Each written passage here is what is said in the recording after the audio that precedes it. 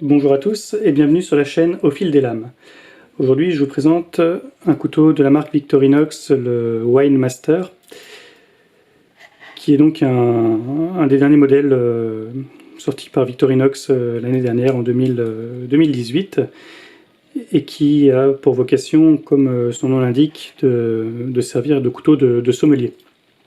Donc il est livré, on va faire rapidement le tour en commençant par la pochette, donc dans une jolie pochette en cuir qui est cousue à la machine de façon relativement propre, avec sur un des côtés le nom du couteau. Il n'y a pas de passe en ceinture évidemment, mais c'est pas forcément gênant, puisque le but de cette pochette c'est uniquement de glisser le couteau dans la poche, et puis surtout de le laisser ranger à côté de sa cave à vin.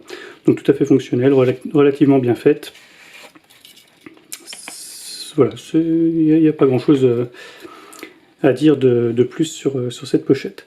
Pour ce qui concerne le couteau en lui-même, donc il est proposé en deux versions de bois. On a des plaquettes en bois uniquement, soit du bois d'olivier, soit ici du bois de noyer. Il y a un tout petit reproche, donc c'est une très belle plaquette, hein. Tout est relativement bien ajusté, les plaquettes sont très jolies avec un toucher un peu satiné.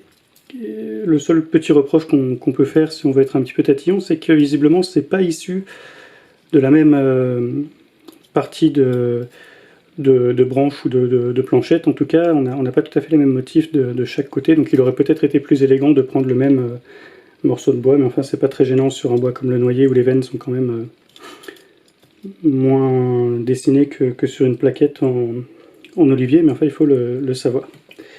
Rapidement, je vous donne des démonstrations très rapides pour ce couteau, parce que c'est quand même un grand couteau, comme on peut le voir, qui fait 13 cm, avec une lame qui finalement est pour une fois pas vraiment le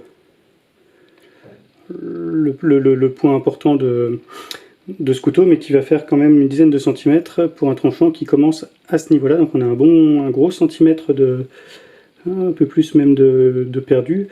En partie parce que quand on ferme la lame, il faut qu'elle tape pour ne pas abîmer le fil sur la partie non affûtée. Et puis enfin parce que ils n'ont pas eu l'idée probablement enfin l'idée sans doute que si, mais en tout cas ils ne l'ont pas fait, d'affûter la lame un petit peu plus loin, ce qui aurait été possible, et on retrouve ce même problème sur les différents modèles de cette taille de lame de chez Victorinox. Donc ça c'est un petit point négatif, mais sur ce couteau encore une fois c'est pas du tout un problème, puisque sa vocation c'est pas vraiment de trancher. A noter quand même que le tranchant, comme d'habitude chez Victorinox, c'est rasoir en sortie de boîte, et que la lame est très bien faite, d'une très jolie forme, avec un onglier qui fonctionne bien, un poly-miroir qui est très bien fait. On peut voir d'ailleurs qu'on voit la caméra derrière. Et puis donc un système de verrouillage de lame avec un petit jeu, pas latéral mais vertical. On ne le voit pas très bien mais on l'entend. Qui n'est pas gênant du tout, encore une fois, parce que quand on force sur la lame, il n'y a pas de jeu vers le haut, mais un petit jeu vers le bas. Ce qui est encore une fois pas gênant du tout, vu que son utilisation va être essentiellement pour ce couteau-ci de couper le petit morceau de saucisson ou de fromage qui va avec la bouteille de vin qu'on s'apprête à ouvrir. Donc système de verrouillage entre le button lock et le liner lock, puisqu'on a la petite croix suisse qui va servir d'appui sur le liner et qui va permettre de refermer le couteau.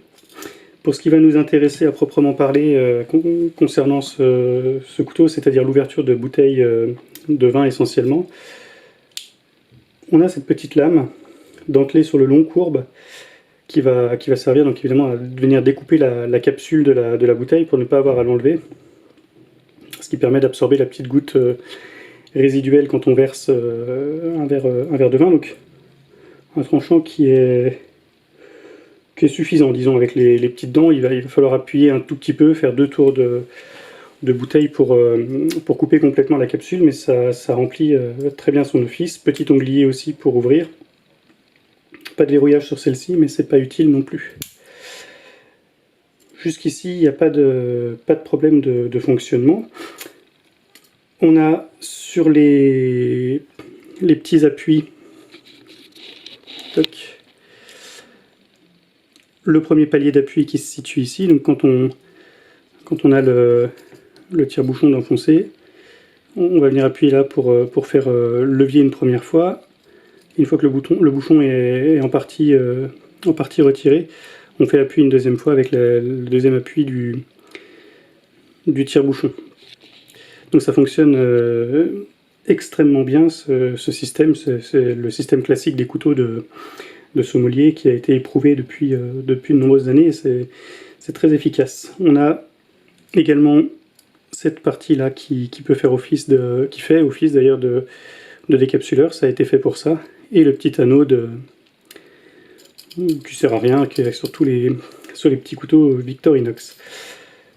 Le petit reproche que je fais à ce couteau, c'est sur le tire-bouchon, donc qui est de forme queue de cochon, avec ses 5 tours de spire, soit un tour de spire de plus que sur les tire-bouchons Victorinox des couteaux suisses classiques, avec lesquels on est obligé de tirer. Et le problème de ce couteau, alors, qui est absolument pas grave, mais c'est que quand on va prendre un bouchon, si jamais on venait à aller chercher, comme on aurait envie de le faire, l'intégralité des tours de spire, ben c'est que ça finit par dépasser de l'autre côté. Donc évidemment, une fois qu'on le sait, il suffit de ne pas aller jusqu'au bout et de s'arrêter vraiment au tout dernier tour de spire, et là ça dépasse pas.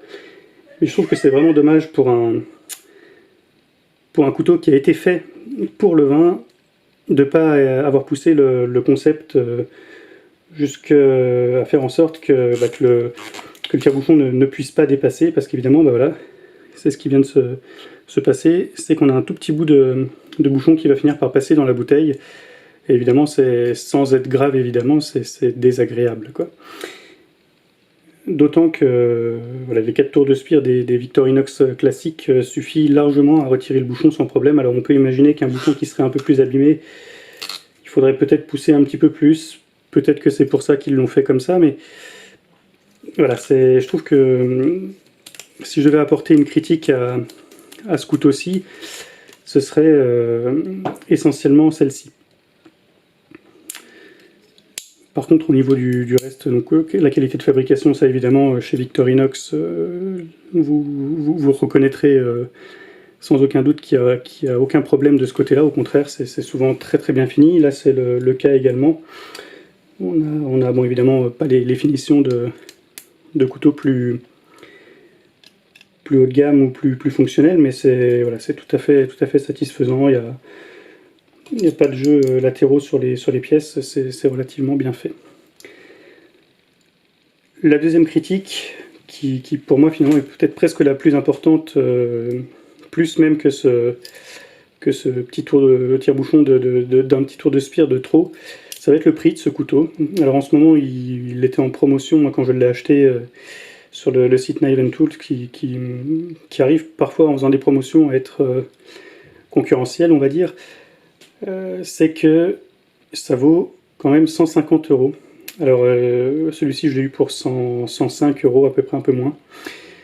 Donc voilà, je voulais l'essayer, je voulais avoir un joli couteau pour ouvrir mes bouteilles. Le manchon noyer, j'y suis attaché, c'est super sympa.